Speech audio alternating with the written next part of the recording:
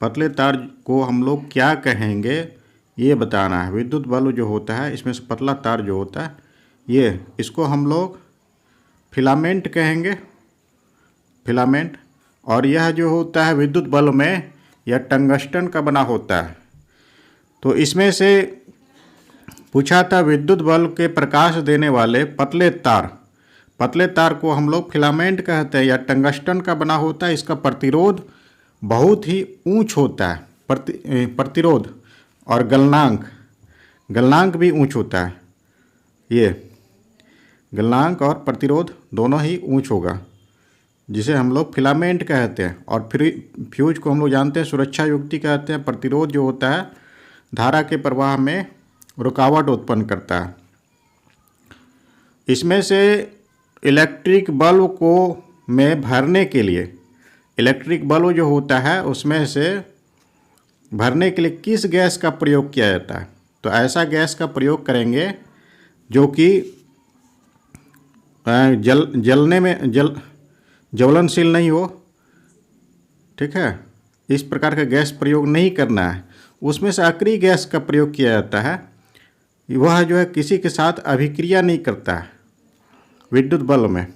तो जैसे कि हाइड्रोजन जो होता है, तो हाइड्रोजन जो है कि यह जो है खुद जलता है एक पोप ध्वनि के साथ में। अगर इस गैस का प्रयोग उसमें से किया जाता है तो उसमें से आग के साथ में अभिक्रिया करेगा, जिससे बल्ब जो है फट जाएगा। तो नाइट्रोजन जो होता है ये कम अभिक्रियाशील होता है। नाइट्रोजन का प्रयोग हम लोग कर सकते हैं, लेकिन हाइड्रोजन का प्रयोग नहीं हो सकता है। तो यही है हाइड्रोजन।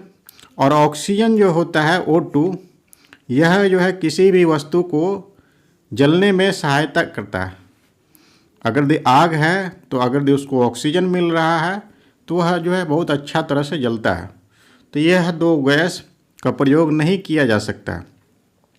यहाँ पर जैसे आर्गन और नाइट्रोजन है, दोनों अक्रिय गैस है और यह जो है जल्दी किसी के साथ अभिक्रिया नहीं करता है और जो है बल्ब को जो है जलने में किसी भी प्रकार का रुकावट नहीं डालता।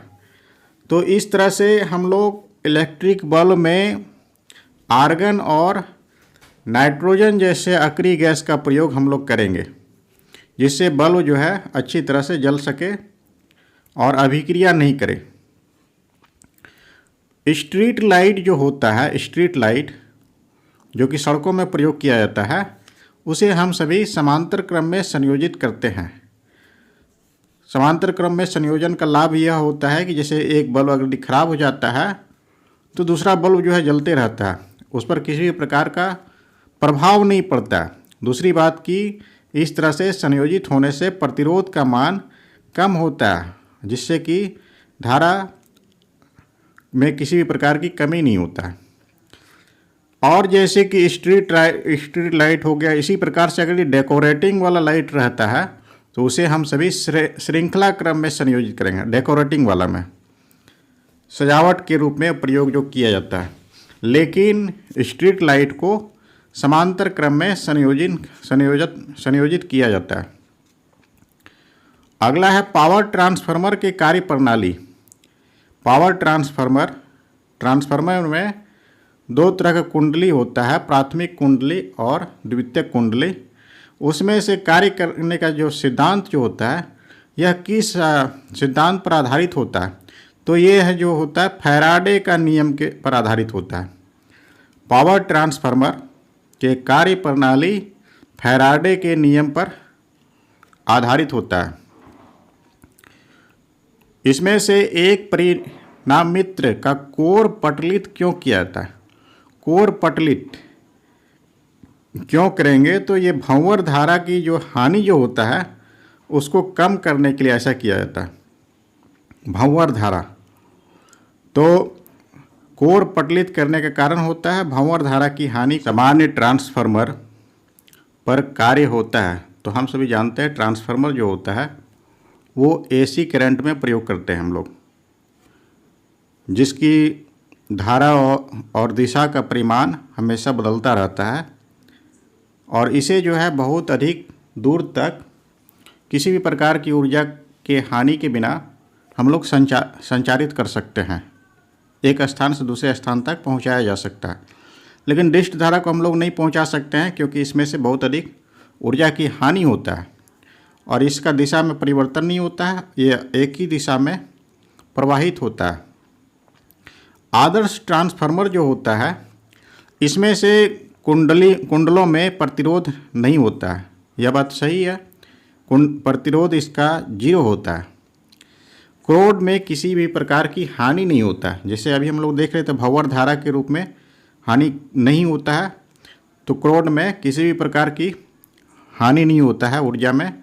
क्रोड में अनंत पारगम्यता चुंबकशीलता होता है, यह भी होता है अनंत पारगम्यता चुंबकशीलता μ0 जिसे हम लोग कहते हैं, यह होता 4 पाई इंटू 10⁻⁻⁷। इनमें से सभी, इसका आंसर होगा इनमें से सभी होगा। आदर्श ट्रांसफार्मर में सभी गुण होता है, उसका प्रतिरोध नहीं होता है, शून्य होता है, किसी भी प्रकार की ऊर्जा की हानि नहीं होना चाहिए और अनंत पारगम्यता चुंबकशीलता होना चाहिए एक आदर्श ट्रांसफार्मर में। तो निम्न में से कौन सा ट्रांसफार्मर का मूल अवयव नहीं है? क्रोड होता है, प्राथमिक कुंडली भी होता है, द्वितीयक कुंडली भी होता है। यह है जो है परस्पर अभिवाह, यह नहीं होता है। तो ट्रांसफार्मर का मूल अवयव परस्पर अभिवाह ये नहीं होगा। ट्रांसफार्मर को रूपांतरित करता है। ट्रांसफार्मर क्या चीज़ को रूपांतरित करता है? रूपांतरित मतलब कि एक परिपथ से दूसरे परिपथ में रूपांतरित करना ट्रांसफार्मर का कार्य होता है। यह जो धारा और वोल्टेज दोनों को रूपांतरित करता है, इसमें से किसी भी प्रकार का परिवर्तन नहीं होता है। आवृत्ति में, धारा के आवृत्ति में परिवर्तन नहीं होगा और धारा की आवृत्ति हम सभी जानते हैं 50 हर्ट्ज होता है। विद्युत चुंबकीय अनोनय, विद्युत चुंबकीय अन्योन्य अन्योय प्रेरण, जिसे हम लोग म्यूचुअल इंडक्शन कहते हैं, म्यूचुअल इंडक्शन पर ये आधारित होता है। म्यूचुअल इंडक्शन पर आधारित होता है। ट्रांसफार्मर को रूपांतरित, यह जो है इस सिद्धांत पर कार्यप्रणाली इसका है। चालक के टर्मिनलों के बीच विभवांतर बनाए रखने में मददगार होता है। तो यह जो होता है बैटरी कार्य करता है। बैटरी जो है चालक के टर्मिनलों के बीच विभवांतर को बनाने का कार्य करता है बैटरी। तो ये इसमें से क्या होता है, केमिकल एनर्जी स्टोर होता है और इसमें से रिएक्शन होता है, केमिकल रिएक्शन, जिससे कि केमिकल एनर्जी कन्वर्ट हो जाता है, बदल जाता है इलेक्ट्रिकल एनर्जी में। इसमें से दूसरा नंबर में एक बैटरी किसी बल्ब को प्रकाशित करता है। तो इस प्रक्रिया में रूपांतरित किस प्रकार से होता है? तो बैटरी जो है, बैटरी हम सभी अभी देख रहे थे, रासायनिक ऊर्जा को विद्युत ऊर्जा में रूपांतरित करता है, यह होता है। अगला है, इसमें से दूसरा, पहला ऑप्शन दिया होता है विद्युत ऊर्जा ऊष्मीय ऊर्जा में रूपांतरित होता है। तो यह जो होता है हीटर में होता है इस तरह से। अब विद्युत ऊर्जा रासायनिक ऊर्जा में रूपांतरित होगा। तो विद्युत ऊर्जा रासायनिक ऊर्जा में यह नहीं होगा, विद्युत ऊर्जा प्रकाश ऊर्जा में। तो यह बल्ब में होता है, लेकिन हम सभी को बैटरी के बारे में जानना है। इसमें से निम्नलिखित में से किस उपकरण का उपयोग रासायनिक ऊर्जा को विद्युत ऊर्जा में रूपांतरित करने के लिए किया जाता है? तो बैटरी, जैसे हम लोग अभी पढ़ रहे थे। मोमबत्ती में क्या होता है, रासायनिक ऊर्जा से विद्युत ऊर्जा, हम लोग मोमबत्ती में प्रकाश ऊर्जा प्राप्त होता है। प्रकाश ऊर्जा, रासायनिक ऊर्जा से प्रकाश ऊर्जा प्राप्त होता है। प्रकाशीय सेल में क्या होता है, यह प्रकाश ऊर्जा को विद्युत ऊर्जा में परिवर्तित करता है, विद्युत में। और इलेक्ट्रिक मोटर विद्युत ऊर्जा को यांत्रिक ऊर्जा में परिवर्तित करेगा। तो इसका आंसर होगा रासायनिक ऊर्जा को विद्युत ऊर्जा में, यह बैटरी का कार्य होता है।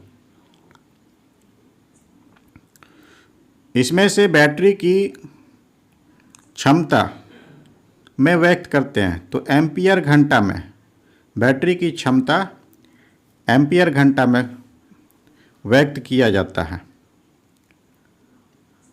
क्षमता एक तरह से हो गया शक्ति। तो धारा का सतत प्रवाह प्राप्त करने के लिए किसी चालक के दो सिरे के बीच वैद्युत विभवांतर बनाए रखने की आसान विधि के टर्मिनलों के बीच जोड़ना है। तो बैटरी के टर्मिनलों के बीच में जोड़ेंगे सतत प्रवाह बनाए रखने के लिए। इसमें से हम सभी पढ़े थे, विद्युत धारा की दिशा जो होता है वो इलेक्ट्रॉन के प्रवाह की दिशा के विपरीत होता है। विद्युत की दिशा नई कार्तीय चिन्ह के आधार पर हम सभी देखे थे इसको।